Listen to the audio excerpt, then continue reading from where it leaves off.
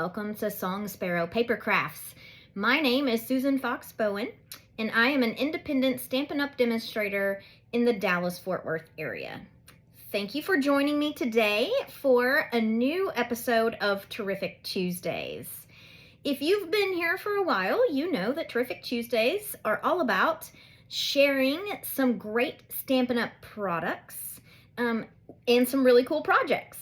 So I appreciate all of you who have been hanging out with me for a while, and perhaps those of you who follow me on social media.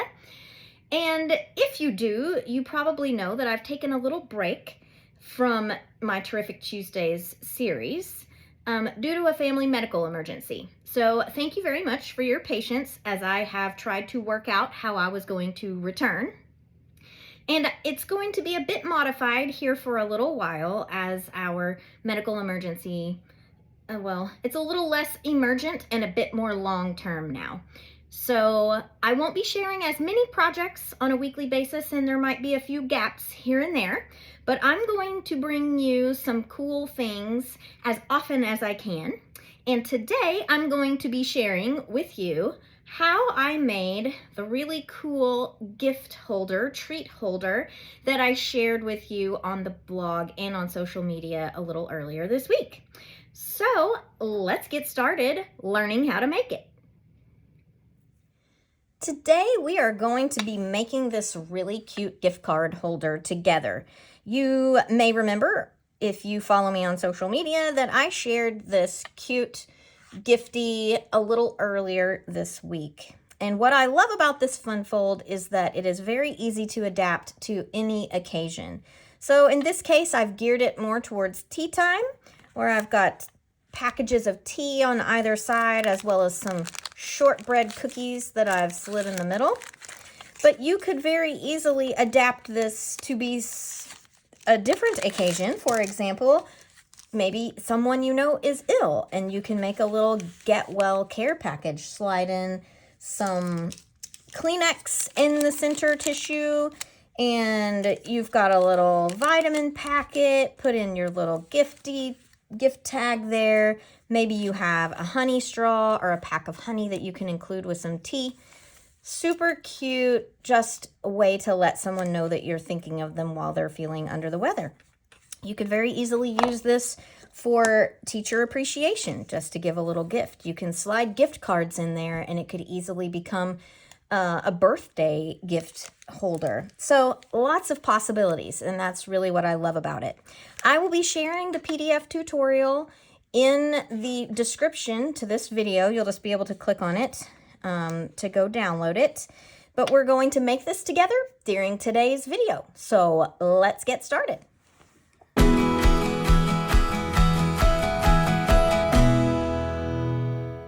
All right, so let's get started making our cute little treat holder here. What you are going to need is a sheet of 12 by 12 paper. You do want a pattern on the back side because you will be revealing the back as you make your folds. My sheet is just a tick smaller. It's actually an 11 by 12 because I used an inch off of it to make a card. But since I'm going to be cutting some off of it anyway, it works for me. If you happen to have a sheet of paper where it makes a difference what way the paper goes in order for the pattern to make sense. For example, this sheet of Perennial Lavender, it has a definite orientation. If that is the case, you are going to want to be sure that your pattern is running across your cutter when you make your first cut. So I learned that just a moment ago as I was making the first demo, and I cut it wrong. So learn from my mistake there. I this time chose a piece of paper where it doesn't matter. All right, so what you want to do is to remove 3.5 inches from your 12 by 12. So if you have a full 12 by 12 sheet of paper, again, remember I'm not working with one, you will line up and make your cut at 3.5 inches. because you're removing 3.5 inches from the 12-inch paper, and that's going to give you 8.5 by 12. Now, you can also line up, put your extension out, line up at 8.5 if you don't want to have to do the mental math. Either way, you will get to the same place. So, because I have 11 inches on this side, I'm going to make my cut. So what I should have is 8.5, 12. Okay? So now, with the short side, the 8.5 inch side, oriented towards the top of your trimmer, you want to score at 2.5 inches, and be sure you're using your score tool and not your cutter tool. So I'm going to score all the way down at 2.5 inches. And then I'm scoring at 6 inches. Again, double checking that I've got my score tool and not my cutting tool. Now I'm going to turn my paper so that the 12-inch side is oriented towards the top of my trimmer. And I'm going to do a series of score lines. I'm going to begin at 1 1/4 inches.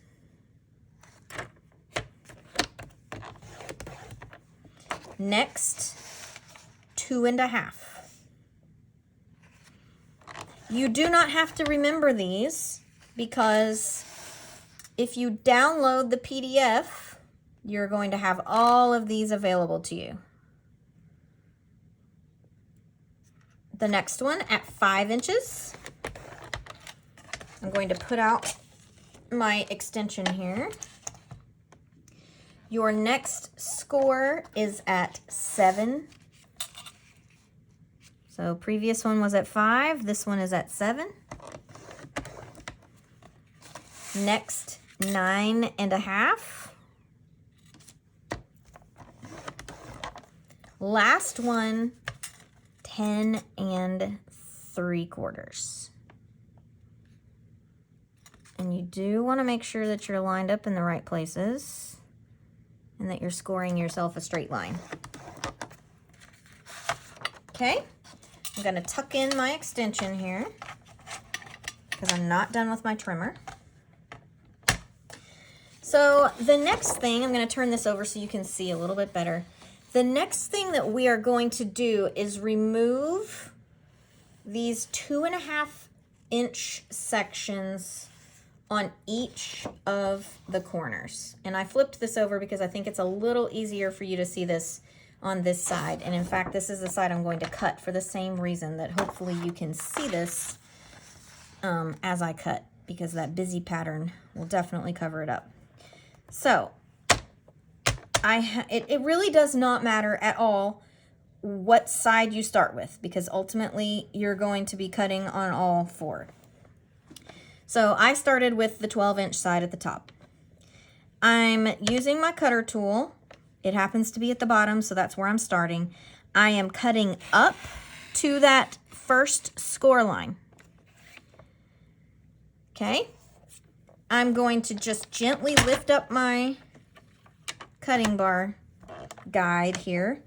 And now I'm going to cut down to the first score line at the top. Okay? That's it. I'm going to turn this around so that the opposing long edge is at the top. I'm doing this just so that you can see. You could just as easily slide this over. Ultimately, what you want to do is line up that score line in the path of your cutting blade. So to me, it's easier to do that when I actually line up the edge of the paper at 2.5 inches. That makes sure that I don't miss it. So my cutter happens to be at the top. I'm going to bring it down to my first score line. I'm going to lift up my guide just a smidge. Make sure I'm still lined up. I'm going to cut up from the bottom to that score line.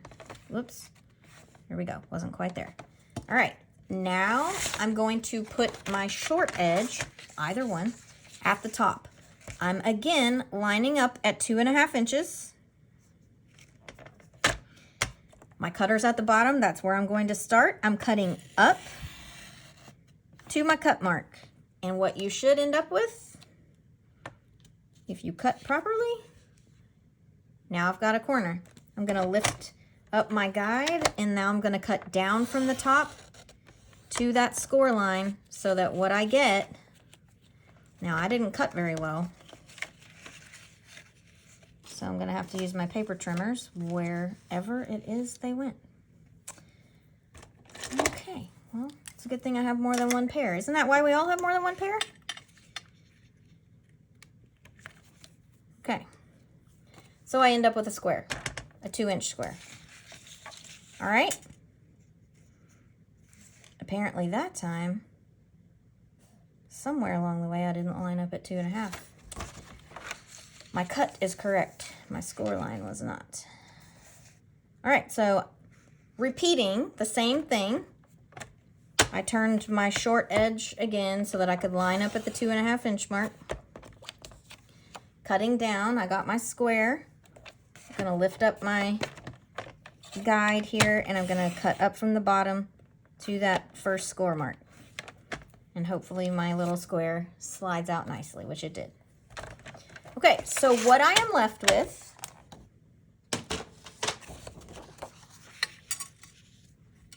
is a 12-inch section here across the middle.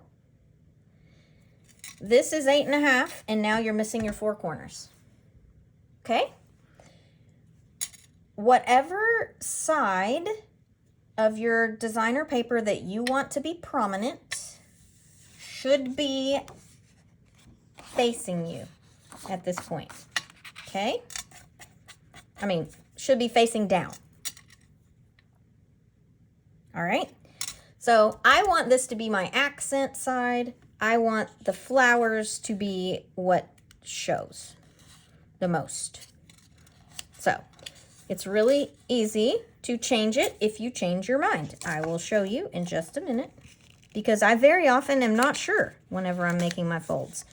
So what I'm doing is on that little flap, on this flap, I am folding those corners down so that they are just a tiny bit above this score line here. Okay? I'm going to turn this around. I'm going to do the same thing on this side. So I've learned just a tiny bit above the score line and it folds better. Okay. You can burnish if you wish. I choose not to because I don't know. I just don't. Okay. Just use my finger. All right. So that's what you have now. Your little corners are folded down. I'm now going to fold these flaps to the middle. Flap number 1. Folding this one to the middle. Now, if you were to look at this and say, maybe I don't want those flowers to be facing up. Maybe that's too much for me. Just reverse it. Boom. Just like that. So that's why I say it's not a big deal. You're not going to do anything wrong. You can make your decision later if you change your mind. It's perfectly okay.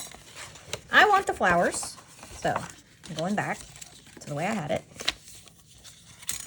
Now what I need to decide, because it does not matter what way you do it, is I'm ultimately going to need to decide what way the flaps go. And we'll talk about that in just a second. So what I have are score marks where my thumbs are. And when we fold on the score lines there, what we will get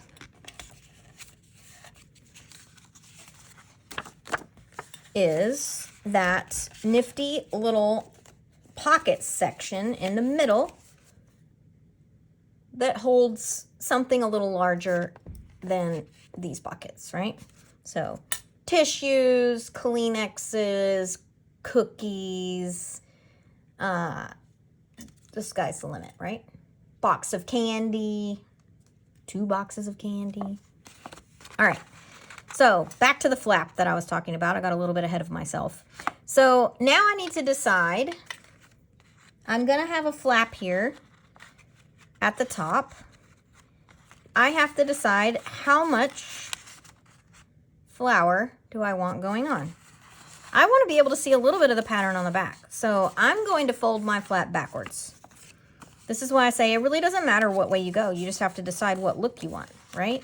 So I want the top of my bag to be that smaller floral pattern in the petal pink, whatever color it is. I think it's petal pink. Could be Flirty Flamingo, but I'm pretty sure it's petal pink. Anyway, I want that to be showing. So there you have it. That's what I have showing. Now what we need to do are punch the holes where we're going to run our ribbon through and actually have this be affixed. So you have a choice of whether or not you glue down your flaps. I've done it both ways. It works fine either way. And I will even show you in just a moment because the other demo that I did, I glued them down. So just for funsies, let's not glue this one down, okay? So we can compare. And then you can make an informed decision here. So this is 3.5 inches across. That means our center point is 1 3/4 inches. Okay? So you can line it up on your cutting board if you wish. I like to do it so that I can actually see my numbers up there, right? So our center is here at 1 3/4. So that means in order to have holes that are nice and centered, because I'm all about symmetry, I want a hole at 2 inches, which I have a little flower there. I'm gonna mark that flower. And then I want one at 2.5, right? Because I'm gonna make them even. You could have them a little close together, and use that flower, but it's not going to be, in my mind, that would be off, right? I like the symmetry. So I've marked where I want to punch holes. Either with a hole punch or some other tool that you have that punches holes. I happen to have a Crop-A-Dile, so that's what I'm going to use. I don't even know if they make these anymore. Anyway, your hole punching tool of choice. I made the center of my mark be in the center of my hole there. And I've already lined up the sides to be sure that that's even. So voila, now I have holes in my little gift holder here. All right. I am going to tie a lovely little bow. I'm going to use Lemon Lime Twist here. This is from the Ribbon Duo out of the annual catalog. I just wanted a pop of some fun lime.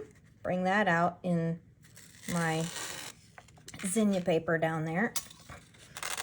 I like to have lots of ribbon to play with because I am terrible at tying bows. So I like lots of room for messing up. So I'm going to tie a bow here. I'm going to make that nice and snug. I'm going to tie my bow. I kind of want it to be straight. If I can. We'll see. And I like the long tails. That's fine. I am going to attempt to make the tails even. So I'm going to snip a little off the bottom there since I threaded it through, right? I want it to be nice and crisp. So there we have it. I now have a bow. Ta-da. Like that. So at this point, you just have to decide, what am I going to put in my pockets here? So I'm going to go ahead and stuff my pockets before I work on my gift tag. So I'm going to just put these Lorna Doone cookies in the center because I have them on hand and that's nice and easy. If I had a box of candy, I would put it in there. And then some tea, right? So I'm going with my tea theme again. All right, I'm going to set it aside for a minute because I want to work on my little gift tag that I'm going to slide in there. So I pulled some Gorgeous Grape and I die cut it using the Everyday Essentials dies. And that's going to be my little backdrop for the tag that I'm going to slide in this pocket. So it'll tuck in there really nicely and I can put the little tails of my ribbon over it. So I test fit that by sliding the die in there before I cut my paper.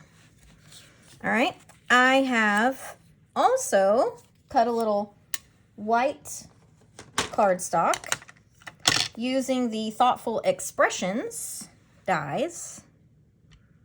That's in the current January mini catalog. And I'm going to stamp a sentiment from So Sincere stamp set that says just for you. And to pull in my green elements, I've used the All That dies and a sheet of a little scrap of the Zinnias paper in a different pattern. And I'm just gonna zap a little, I say that, and now my tape runner doesn't want to cooperate. Okay, I'm gonna do that. I'm gonna see, that looks pretty good.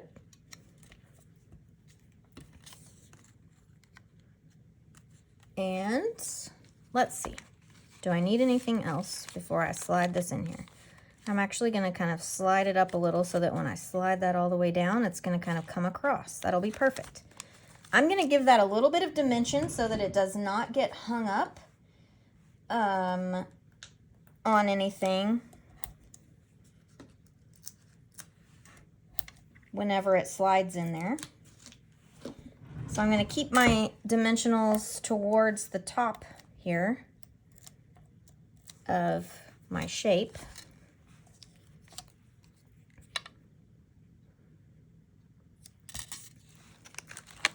All right, let's see. How did we do? Oh, look at that.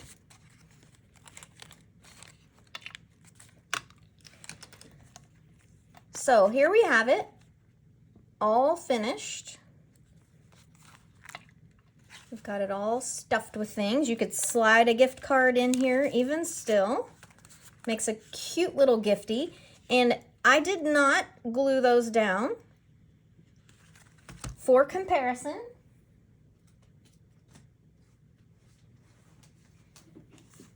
you may prefer that it be all nice and neat in there and flat. It does not impact the functionality, as you can tell. I mean, I suppose it would depend on how tall your item is that you put on the inside, but, you know, I'm fairly certain I can slide this package of Kleenexes in here without any issue. So it's all about, you know, if it bothers you that that is not affixed, you know, then you have choices. But it does not impact how well or not well the little gift holder functions, how well it works. So there you have it. It's all finished, super cute. Works for all different occasions. Just change up your paper, change what your sentiments are here, and it makes the cutest little gifties for you to be able to give to friends and family and you know, even your mailman. So I hope that you enjoyed today's tutorial and find it easy to use the PDF to make one of your own. So I will see you next time.